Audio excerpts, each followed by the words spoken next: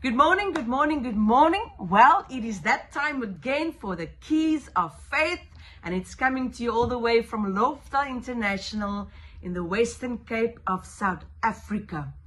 And I want to encourage you with this, and we know the scripture, but it says, Hebrews 11 verse 1, it says, now faith is the substance of things hoped for, the evidence of things not seen. My question to you today is, do you have the Thomas kind of faith, or do you have the Abram kind of faith? I want to say Thomas faith versus Abram faith. We know in the Word of God, in John 20, here's Thomas and the other disciples came to him and said, we have seen Jesus. And Thomas responded and he said in verse 24, unless I see in his hands the print of the nails and put my finger into the print of the nails, and put my hand into his side, I will not believe. So what Thomas was saying, what he was saying, like many people do today, seeing is believing. He was saying, unless I can see it, I can feel it, I will not believe it. And after 8 days, the disciples were inside again, and Thomas with them. Jesus came, the doors being shut, and stood in the midst and said, peace to you. And he said to Thomas, reach your finger here, look at my hands, and reach your hand here and put it into my side. Do not be unbelieving, but believing. A great key there. And Thomas answered and said to him, my Lord and my God. Remember Thomas' faith? Seeing is believing. And Jesus said to him in verse 29 of John 20, verse 29, says, Thomas, because you have seen me, you have believed. Blessed are those who have not seen and yet have believed. Blessed are those who have not seen and yet have believed. So many people say, seeing is believing. What does Jesus say? It doesn't always work like that.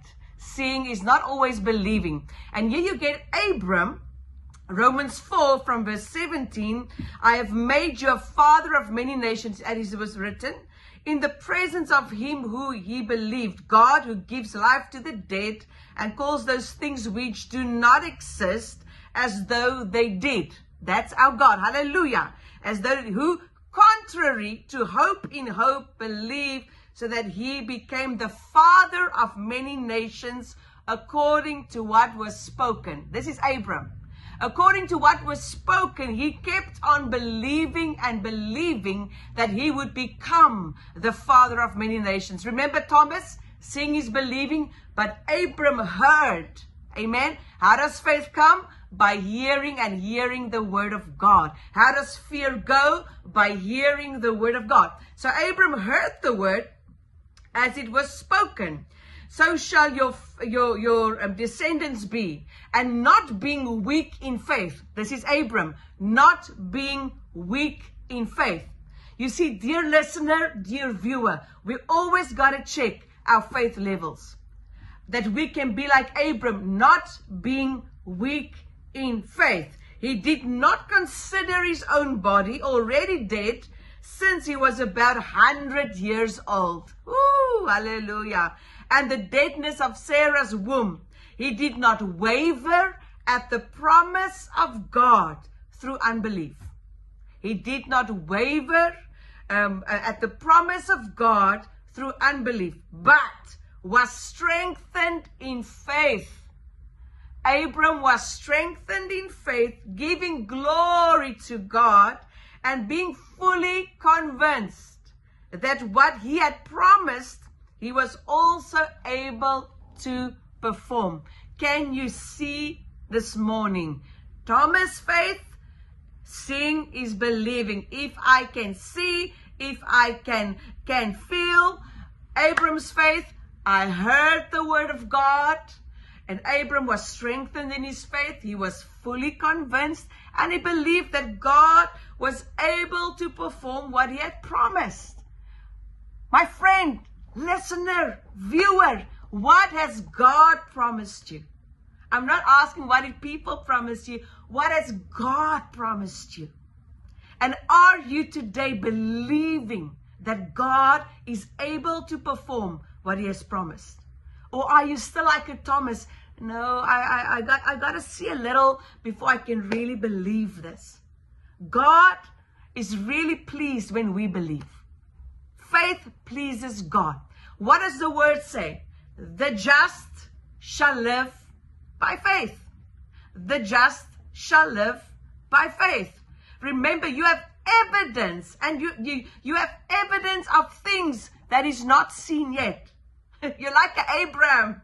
God spoke a word over your life. God spoke a word over your family. God spoke a word over your body.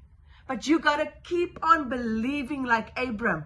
Do not doubt and be a doubting Thomas. That's what they call Thomas, a doubting Thomas, where you first have to see, then you believe. No, no, no, no. You heard the word of God, and now you believe that God is true to his word. And today I want to encourage you. Perhaps you've been like that. Yeah, I first want to see, then I'll believe. But today, come on, change your mind. Change the way you see God. Because God is not a man that he should lie. God is true to his word. And I want to encourage you that sometimes he takes his time. But I am fully convinced that God is able to perform what he has promised over your life, over your family, over your nation. Amen. And can we do this? Not just be hearers of the word of God, but be doers of the word of God. And where we work with God. Hallelujah. We work with God. Hallelujah. Come on. That is who you are.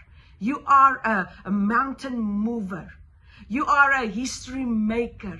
You are a world shaker. You are more than a conqueror. Amen. You are a champion. Hallelujah. Can you say with me today, I am what the word says I am. I can do what God's word says I can do.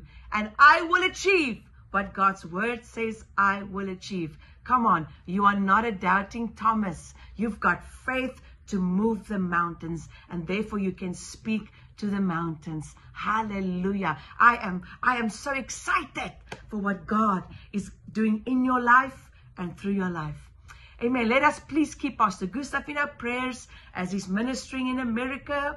And please join us again on Friday morning with Pastor Yaku, Keys of Faith Partnership Friday. And you do not want to miss our services. If you cannot make it in person to a Lofdal campus, Sundays 8 o'clock for all the Afrikaans speaking people, 9:30 English speaking people, and 6 o'clock English speaking people. Hallelujah. Oh, come on. I already said it, but you can go and tell somebody, tell yourself in the mirror, you are a champion.